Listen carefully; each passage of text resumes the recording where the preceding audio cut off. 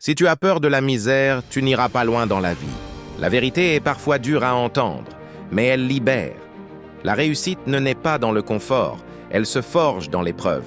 Il faut accepter d'être humilié, méprisé, sous-estimé pour vraiment connaître le goût de la vie et comprendre sa valeur. Dans la vie, personne ne grandit sans passer par des moments où il se sent petit. Les humiliations blessent l'orgueil, mais elles renforcent le caractère.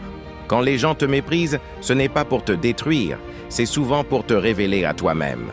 C'est dans ces instants que tu découvres ta force intérieure, ta capacité à résister, à continuer malgré les regards et les paroles qui rabaissent. La misère n'est pas une honte, c'est une étape. Beaucoup de personnes qui brillent aujourd'hui ont connu la faim, le rejet, la solitude et les moqueries. Elles ont été ignorées quand elles parlaient, méprisées quand elles rêvaient. Pourtant, elles n'ont pas abandonné. Elles ont appris à transformer la douleur en motivation, les larmes en courage et le mépris en leçon. Être humilié t'enseigne l'humilité. Être méprisé t'apprend la patience. Être rejeté t'oblige à compter sur Dieu et sur toi-même. Quand tu touches le fond, tu comprends que la vie ne doit pas être prise à la légère.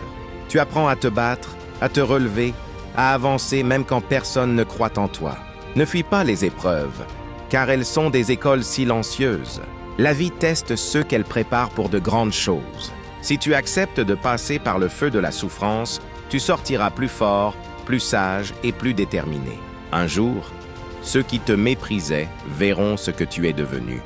Non parce que tu as cherché la vengeance, mais parce que tu as persévéré. N'aie donc pas peur de la misère.